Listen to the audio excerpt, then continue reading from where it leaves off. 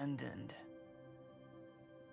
These are the labels given to those the world deems inferior, lesser than. But Jesus took the wisdom of the world and turned it upside down. He embraced the untouchable, brought hope to the desperate. When others avoided, he drew close. Where others cast judgment, he offered forgiveness.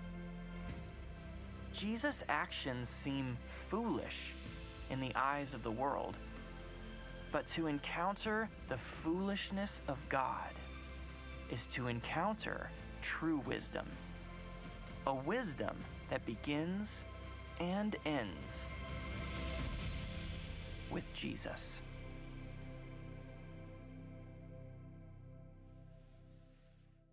Excluded, rejected, overlooked. These are the labels of a middle child. That's what those are. Anybody in the room part of a big family? Who in the room is the oldest child in your family? All right, we see you. Put your hands down. We see you. Who's the youngest child in the family? The baby of the family. Ooh, a lot more babies of the family. Yes, we need to applaud you because that's what you're used to. That'll make you feel good. Now, who are my people? The middle children of the families. Yes. Keep your hand up and someone around them, just give them a hug real quick. Just embrace them because it's been a long time probably since they've gotten a hug. Middle children are the rejected people. If we're going to do a series about rejected, we need to talk about middle children for a moment, don't we? Middle children, man, there's actually a thing called middle child syndrome, and some of you in this room might have middle child syndrome, and so I'm going to show you some pictures of middle children. Tell me if you remember this moment. The first one is this one here. The moment that you realized you were the middle child. At one moment, you were the baby, and everybody was applauding you. And then the young one came along. Who remembers that moment? That's when everything was lost for you. Or you remember when mom said, go out and play with your siblings, and this is how the siblings play with the middle child, right? It's like, they just kick you and beat you up. You have no place in the home. The thing about middle children is they don't get a lot of attention, do they? The first child, they get all the responsibility. They get to do everything. Everybody's excited about what they do. They're always considered the smartest only because they get to go through school first, right?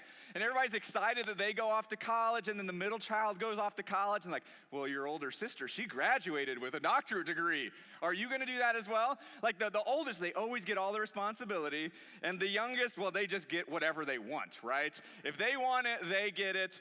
And then here we are as the middle child, always looking into our parents' eyes. What about me?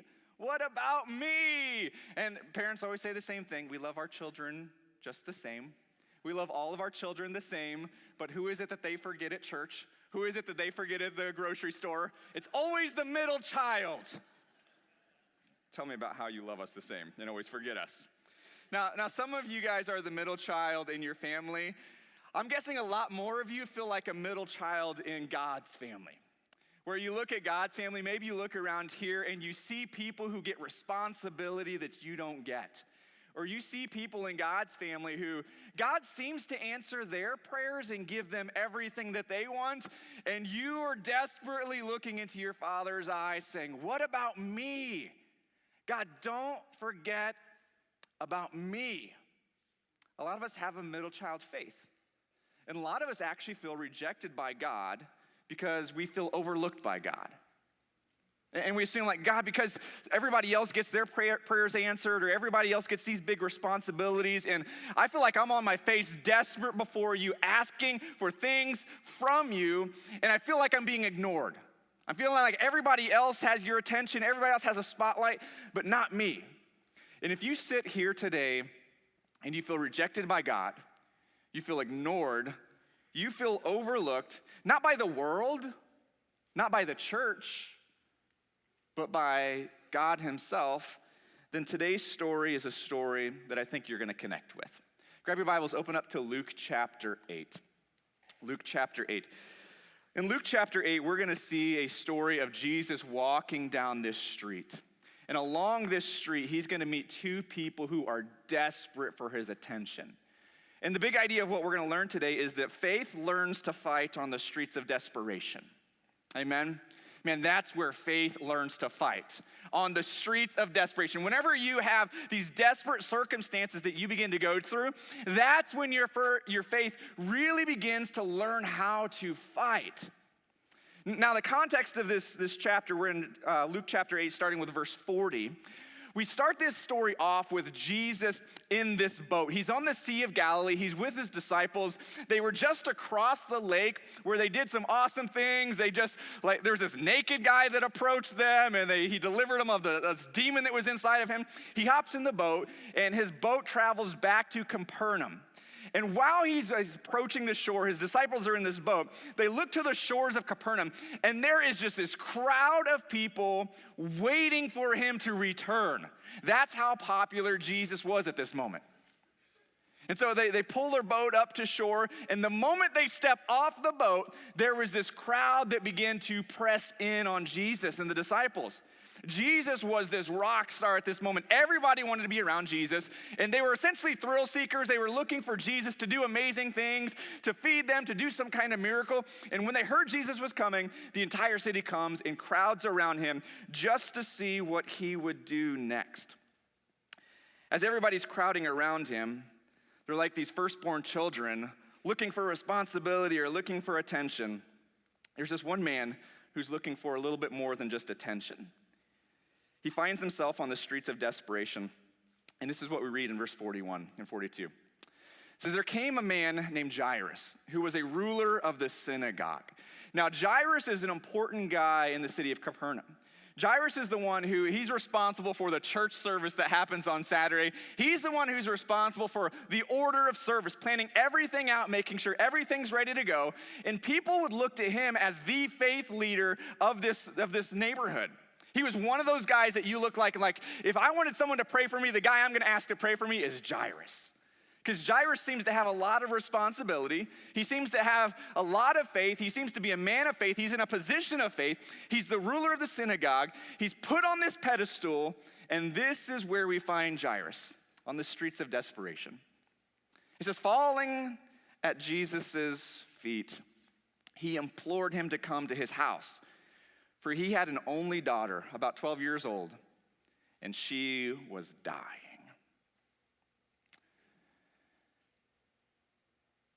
He had an only daughter of 12 years old, and she was dying. And we don't know what she's dying of. We don't know what's happening here. We don't know how long she's been sick, but what we do know is the desperation of Jairus in this moment.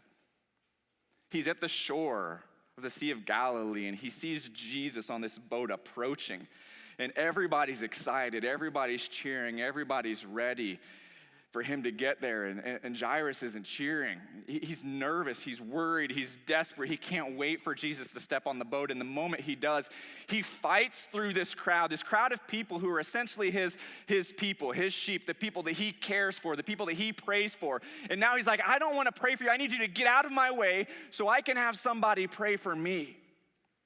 And this man of faith throws himself on the ground at the feet of Jesus. And it says he implored him. And I'm not sure that word does it justice for what Jairus is doing here. Jairus wasn't just saying, if you've got time, can you come to my home? I've got a situation that I need you to deal with. I imagine Jairus down on his face, just crying tears of desperation, begging that Jesus would come to his home. This man of faith finds himself on his face. And one of the things that we learn about desperation is that desperation is no respecter of persons. I don't care how holy you are. I don't care how close to God you are. I don't care how often you read your Bible, come to church, pray with other people. At some moment in your life, you're gonna find yourself on the streets of desperation. And that's where Jairus finds himself. At one moment, he was this outstanding man in the community with this strong faith. In the very next moment, he's down on his face before Jesus praying. Desperation is no respecter of persons. And a lot of us, we take pride in being people of strength, right? We take pride in being these pillars of strength for other people. We want to be pillars of strength in our family. We want to be pillars of strength in our schools, in our workplaces. We want to be pillars of the strength in a community. But the thing is, desperation will knock your pillar of strength down. I've seen this happen time and time again. One of the hard parts of being a pastor is the conversations that you have with people. And I've sat face to face with people who were pillars of strength in their faith. People that you looked at and you're like, man, this person loves Jesus, loves God, everything goes well for them. But it happens for them just like it happens for me, just like it's happened for you. A lot of times things come in our life that just destroy us. I sat across from a mom who lost her 17-year-old son. He died in the middle of the night. A birth defect in his heart that they had no clue about. He just didn't wake up the next morning. And she's on her face before Jesus in these moments of desperation. I've sat across from children who have lost their parents, to breast cancer or to suicide. I've sat across from men in their 50s who had their entire careers planned out, and they're top of the game in their workplace, and then all of a sudden one mistake and their entire career is gone, their job's gone, their money's gone, they're losing their house, they're having to send their children to live with someone else, and they're crying in my office like, I never thought I would be in this place. And I just need Jesus' attention right now. I've sat across with people who've lost relationships and friendships and homes. And we all find ourselves on the streets of desperation, asking the question, God, what about me in this moment? I'm surrounded by all these people who seem to have their lives together and who your light seems to be shining on, but what about me in this moment?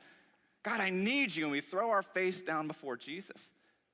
But a lot of us, we want to be pillars of strength. We want to pretend like everything's okay, and we want to approach Jesus with these manicured prayers and these proper ways, and we want to pretend like nothing is impacting us and nothing is hurting us. And the thing is that when desperation comes, you can either fall from your faith or fall to your face.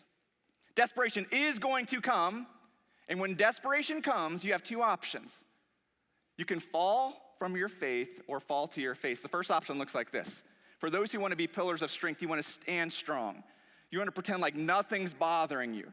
But here's what I can promise you. When you do that, you're going to let desperation humble you. That's your first option. You can try to stand strong, and I've seen people try to stand strong in the face of desperation. And inevitably, that desperation knocks them to the ground, knocks them to their face. Or you can do the second option. You can start off just by humbling yourself like Jairus did. Just coming before Jesus, letting it all go, throwing yourself on your face on the ground in front of Jesus, and then let Jesus stand you up. Because that's what happens in this story. Jairus comes before Jesus and he humbles himself. He's this man who stands strong, but in this moment of desperation, he humbles himself before the Lord. And Jesus notices him and recognizes him. And Jesus hears this story, these tears about Jesus, my daughter. She's getting ready to die. She's not just my daughter, she's my only daughter. And she's not just my only daughter, she's our only child. She's everything that matters to us. She's 12 years old. And I want you to know, this is a hard story for me to read because I have a 12-year-old daughter. And I can't imagine going through what he's going through, but in this moment, Jesus grabs his hand and lifts him up. And Jesus looks at him and says, we're going to your house. So in the midst of this crowd where they're surrounded by these thrill seekers, Jesus picks him up and he begins to walk towards the house of Jairus. And as they're walking, you need to picture this story still. Jairus, he's grieving. He's still imploring Jesus to follow him. They're walking toward this house, but they're having trouble getting there because the crowd is pressing in on him. The text says that he's being pressed to the point of like you would press an olive to get the oil out of it. That's how much they're pushing on Jesus. And everybody's trying to grab a hold of Jesus. Everybody's pushing at Jesus. And I imagine the disciples being like his bodyguard, walking Justin Bieber through a crowd of teenage girls, where they're just pushing people out of the way, trying to get to Jairus' house. And Jesus is walking, and he's got a hold of Jairus, and he's consoling him, letting him know it's going to be all right. And as they're walking, Jesus all of a sudden stops.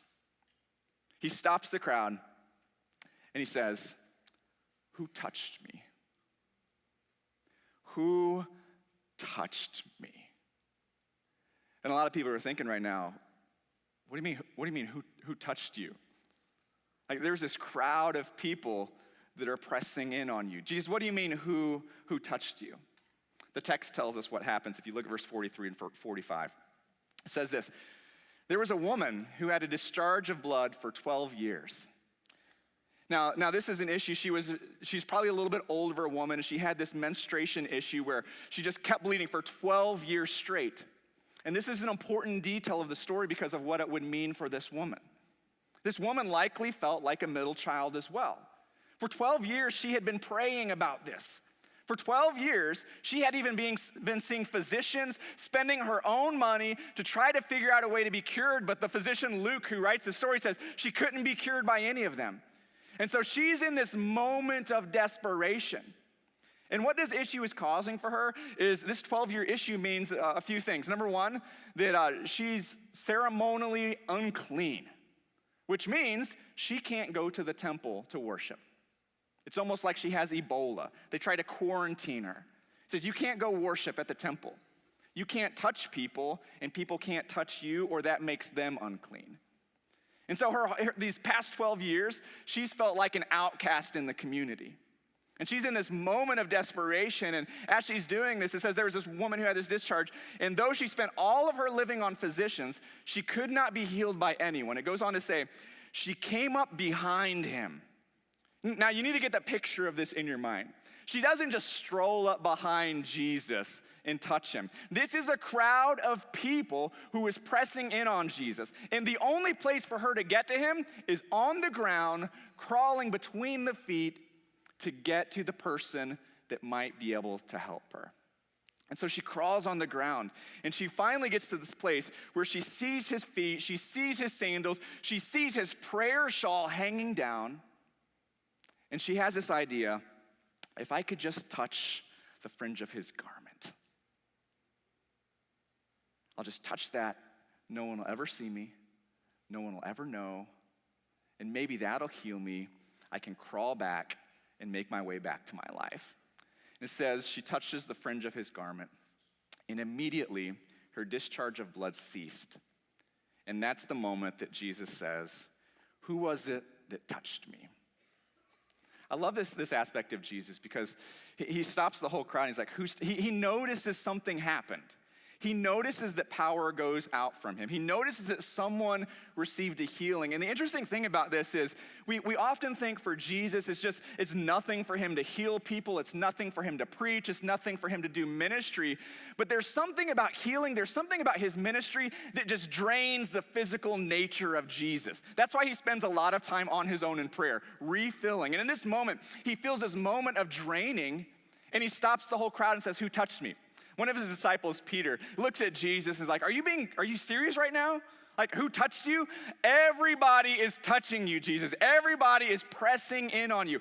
Everybody was touching his prayer shawl. So there's nothing powerful, there's nothing magic about the fringe of his garment.